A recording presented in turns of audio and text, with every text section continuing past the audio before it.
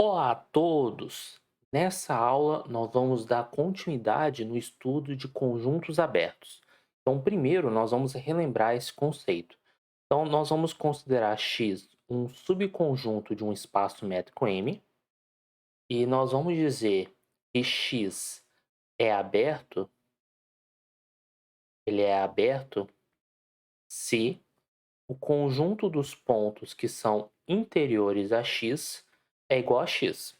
Essa é a definição. Só que uma maneira mais direta de verificar isso é o seguinte: é você mostrar que para todo P elemento de X existe, vamos colocar assim, um delta positivo, tal que, quando você considera a bola centrada em P e raio delta, essa bola ela está contida no conjunto X.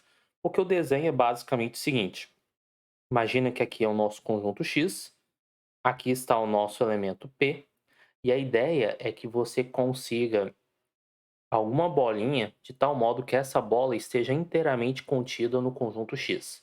Então essa é a ideia de conjunto aberto e nós vamos estudar algumas propriedades.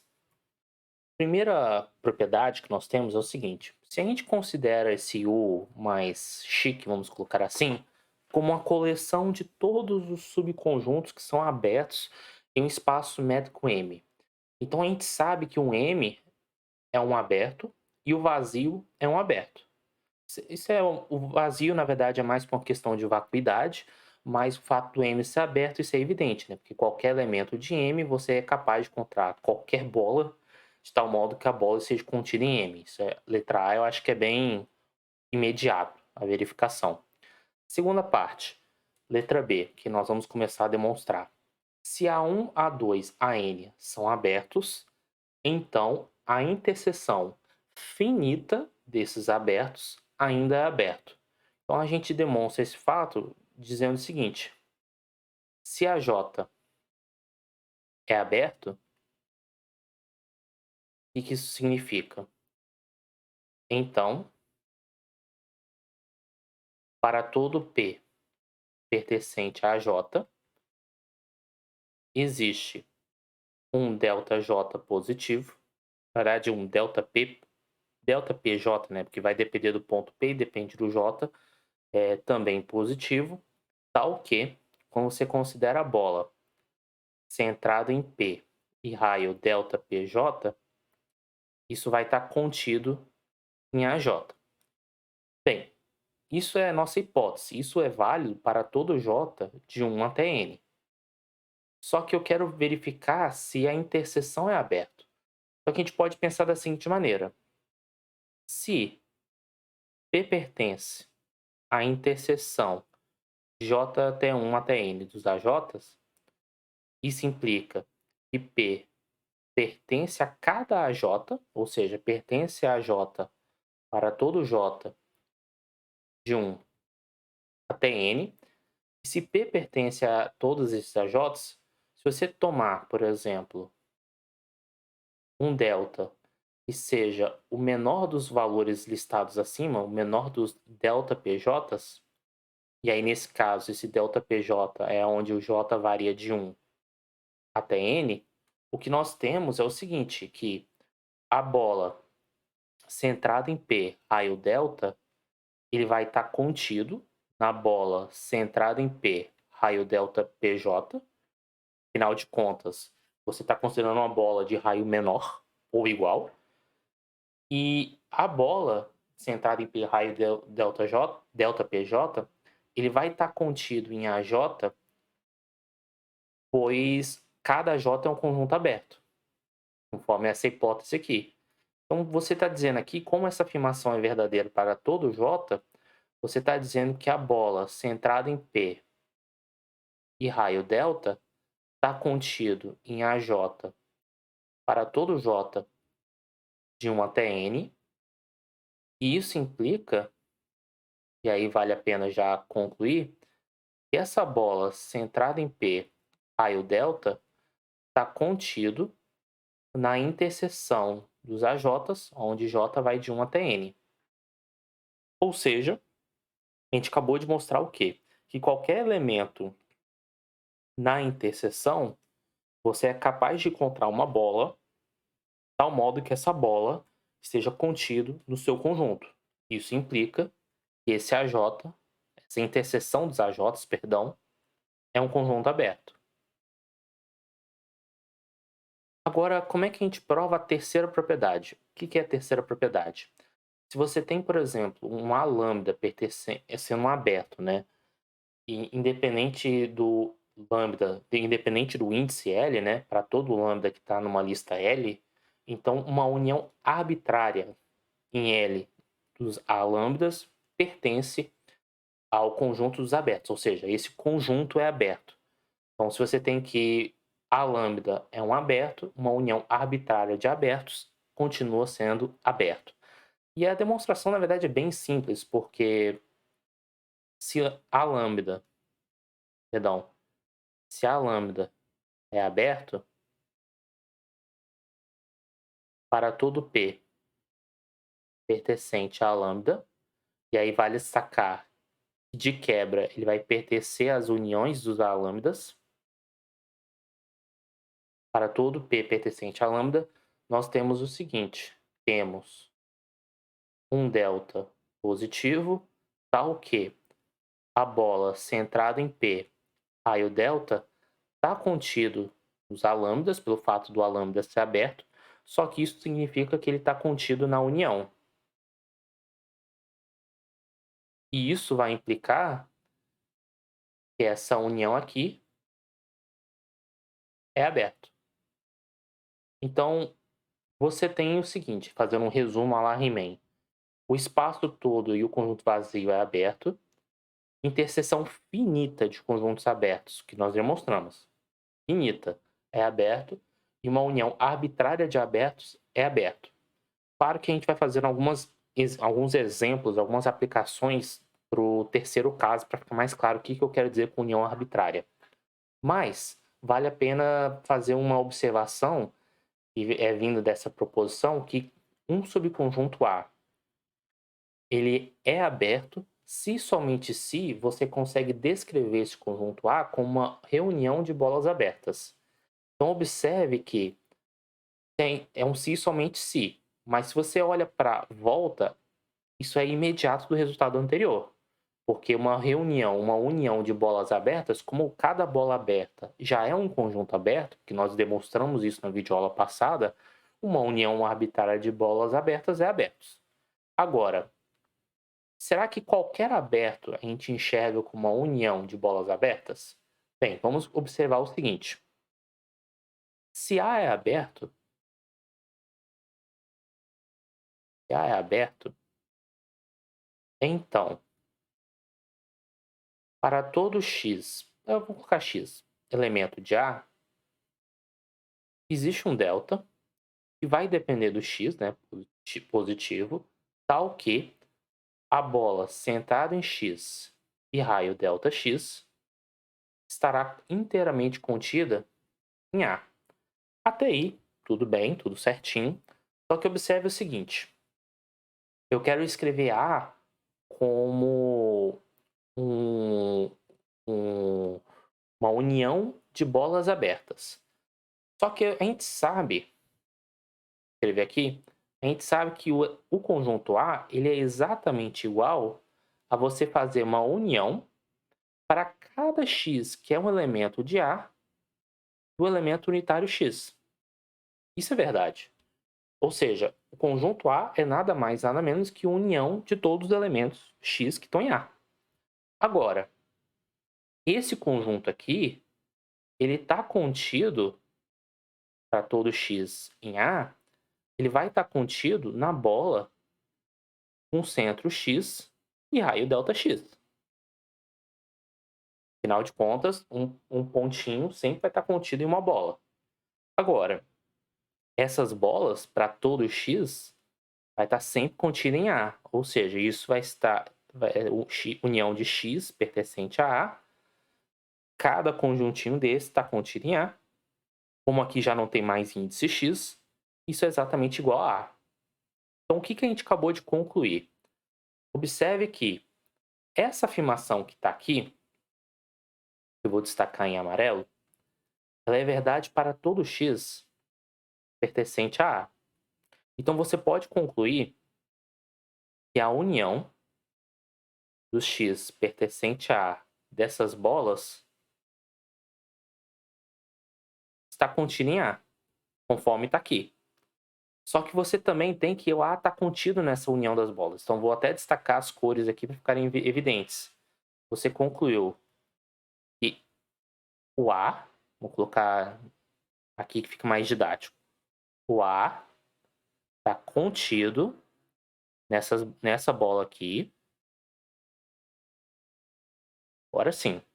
E por sua vez está contido em A. Isso já nos permite concluir que o nosso conjunto A é exatamente igual a esse conjunto. A união dos x que estão em A, das bolas centradas em X e raio A. E isso prova a nossa afirmação. Então, uma caracterização, uma forma de identificar conjuntos abertos é você identificar ele como união de bolas abertas. Uma das consequências dessa afirmação, a gente tem lá no curso de análise na reta, é que todos os abertos em R são uniões de intervalos abertos. E por que a gente pode chegar dessa maneira? Porque intervalos abertos são nada mais nada menos que bolas abertas. Então, todo conjunto aberto em R é uma união de intervalos abertos. Então, isso é uma consequência deste resultado. Agora, uma pergunta natural é se a gente pode fazer interseções enumeráveis de... Na verdade, abertos não, de fechados. Perdão, interseção enumerável de abertos continua sendo aberta, é isso. Eu dei uma pequena bugada. Mas o que eu quero dizer é o seguinte, porque nesse resultado aqui, a gente identificou que uma interseção finita de abertos é um aberto. Agora, se eu tiver uma interseção infinita de abertos, infinita enumerável, por exemplo, será que continua sendo aberto? E a resposta é não. E aí eu acho que é válido nós fazermos um exemplo. Então, deixa eu escrever aqui. Exemplo, nós vamos considerar o nosso espaço métrico M sendo a própria reta. E nós vamos considerar o nosso conjunto, colocar assim, AN, como sendo menos 1 sobre N até 1 sobre N. O que acontece? Se você calcula a interseção de N igual a 1 até infinito desses ANs, bem, antes de falar dessas interseções, vale a pena destacar que para cada N, esse conjunto aqui é aberto. Então aqui, nessa conta aqui, eu estou fazendo interseção infinita de conjuntos abertos. Só que dá para perceber que a interseção, a única interseção possível para todo N, de 1 até infinito, é somente o elemento 0, e esse cara aqui não é aberto. Por quê? Porque 0 não é ponto interior. Porque qualquer bolinha que você for construir, você vai ter elementos que estão fora do conjunto, que aí seria só o 0. Então, a propriedade de interseção infinita de aberto ser aberto é falso. Sigamos em frente com uma das aplicações dentro de um espaço mais, vamos dizer assim, fora do Rn, né, vamos colocar assim, e nós vamos enxergar a seguinte afirmação, que nós vamos considerar dentro do espaço BMN, que é, só para relembrar, né, é o espaço das funções que vão de M e N, que são limitados. Se você considera um subconjunto desse conjunto, que é formado por funções que são descontínuas, esse conjunto ele é um aberto nesse conjunto. Vamos considerar D um subconjunto desse conjunto, de tal modo que D, eu escrever aqui por baixo, ele vai ser o conjunto de todas as funções de M e N limitada e descontínua.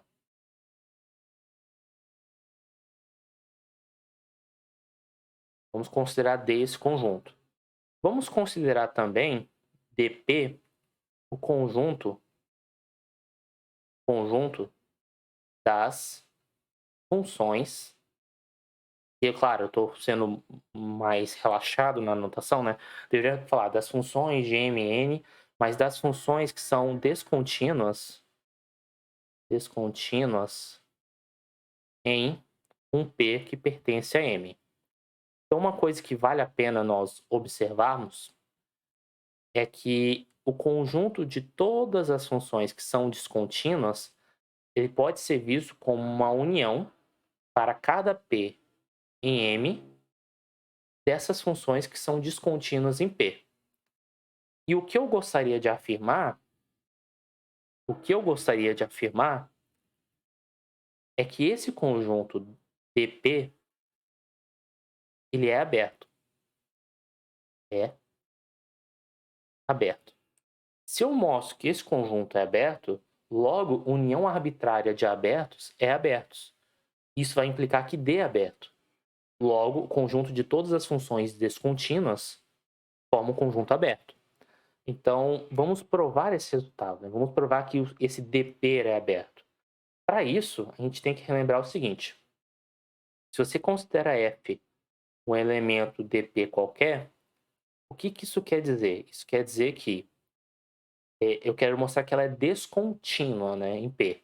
Então, ao invés de falar dado um epsilon, eu vou falar que existe um epsilon positivo, tal que, para todo delta positivo, existe um x delta, elemento de M, e que a distância de x delta até P é menor do que delta, e isso vai implicar que a distância de f de x delta até f de P é maior ou igual a epsilon.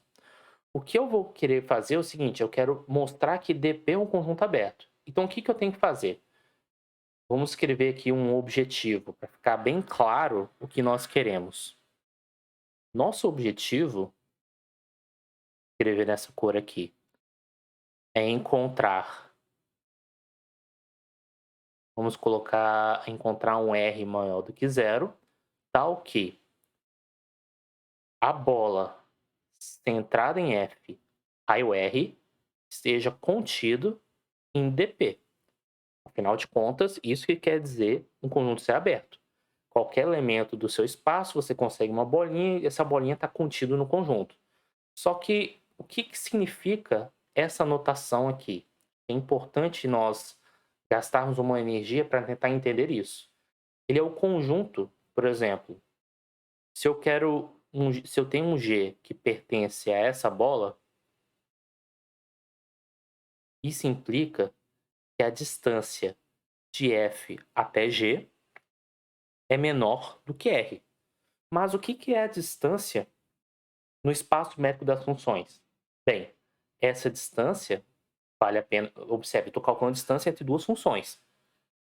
Como o nosso espaço, o espaço das funções são limitadas, uma noção de distância que nós temos é calcular o supremo para todo x em M das distâncias de f de x até g de x. Então, vou organizar aqui a nossa conta e nós vamos considerar aqui, deixa eu chamar isso aqui de informação número 1, vamos colocar assim, que é que o supremo em x pertencente a M das distâncias de f de x até g de x, ele é menor do que um R. Esse R eu ainda não sei quem é. Meu objetivo é encontrá-lo. Então nós vamos deixar meio suspenso por aí. Mas uma outra informação que já temos, e aí vem dessa hipótese aqui, eu vou colocar como número 2, é isso aqui. Ctrl C, Ctrl V. Bem, qual é o nosso objetivo então? Nosso objetivo, um objetivo dentro de objetivo, é mostrar que G pertence a dp. Ou seja, se eu estou considerando G um elemento dessa bola, eu quero mostrar que G está aqui em dp. Só que o que significa mostrar que está em dp? Isso implica exatamente essa afirmação, só que trocando o F por G.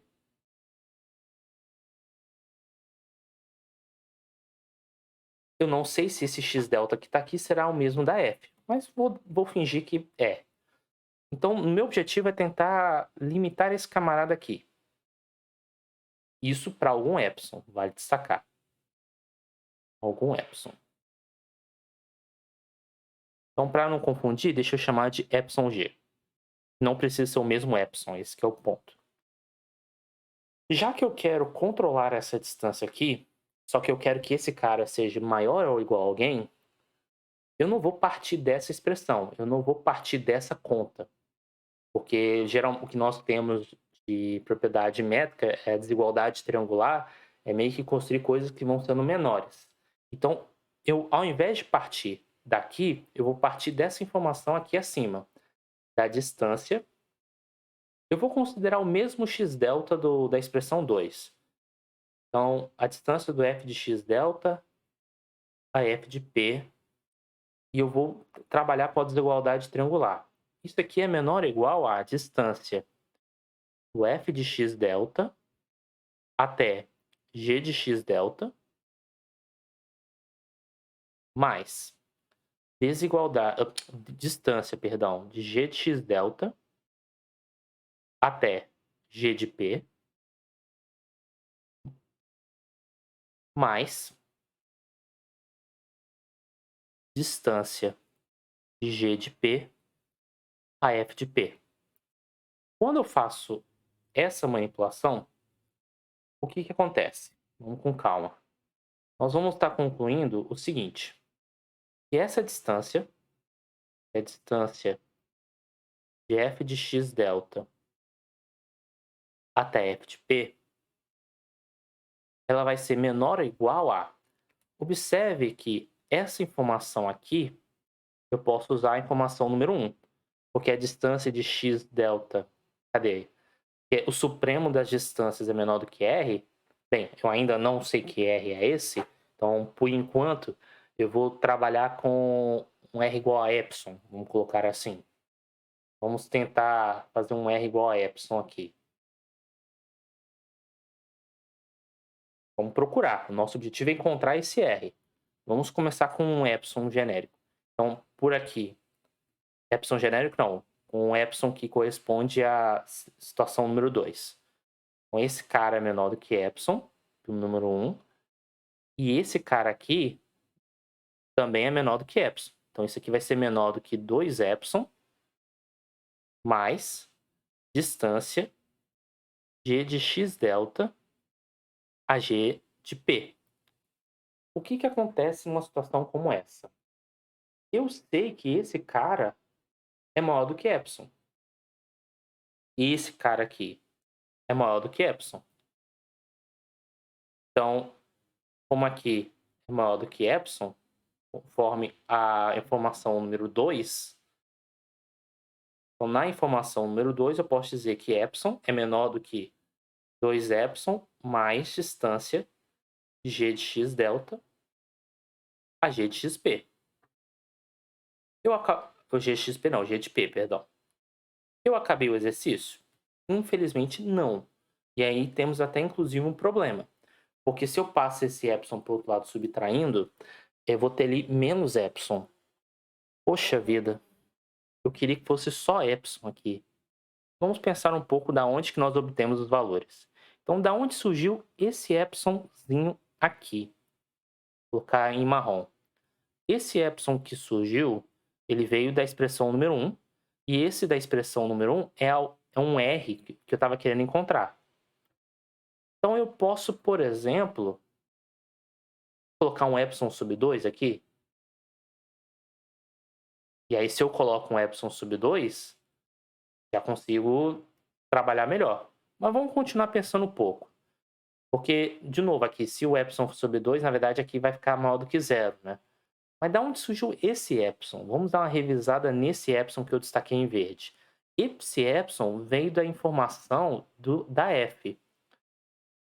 Então, aqui na F, cadê a F? F, cadê? Aqui. Aqui na f existe um epsilon positivo de tal modo que essa condição é satisfeita. Agora, nada me impede de eu chamar esse epsilon de 3 vezes epsilon.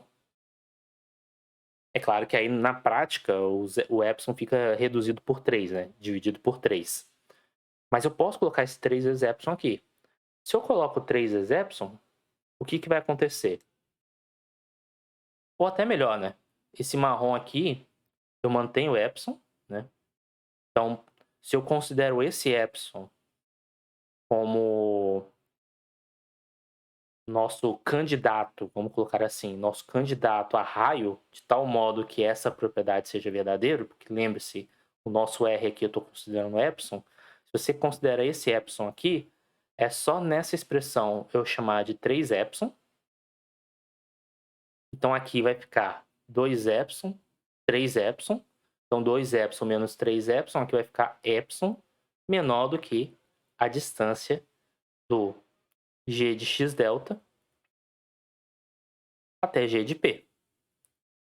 Então, o que a gente acabou de mostrar aqui? A gente acabou de mostrar que o nossa função g ela é descontínua no ponto P. E se ela é descontínua no ponto P, e essa função g ela foi tomada, cadê? Como uma função qualquer dentro dessa bola, isso implica que essa bola aqui está contida em dp, ou seja, no conjunto das funções descontínuas em P, e isso implica que o nosso conjunto dp é aberto. Conforme eu já havia alertado anteriormente, o conjunto de todas as funções descontínuas é aberto porque uma união arbitrária de abertos continua sendo aberto. Então aqui já apresentei duas aplicações, vamos colocar assim, desse cenário C, né? Do que significa a união arbitrária, né? Não é só simplesmente a união ser infinita, por infinito no sentido de enumerável. Ela pode ser, inclusive, uma união infinita não enumerável, e mesmo assim ter aplicações interessantes. Então, vale essa ressalva, né? Vale essa observação, e dá para fazer algumas adaptações nesse exercício e considerar, ao invés de conjunto de todas as funções limitadas, todas as funções que têm uma distância de uma determinada função que é limitada, o nosso BH, vamos colocar assim, BH de Mn, e de maneira análoga você consegue identificar que todas as funções descontínuas nesse espaço também é aberto. Então, assim, espero que tenha ficado claro essa noção de abertos. E ainda vamos apresentar mais noções, mais aplicações de conjuntos abertos, relacionando conjunto aberto com função contínua. Então, espero que tenha ficado claro essa aula. Peço que curtem, deem feedbacks e até a próxima.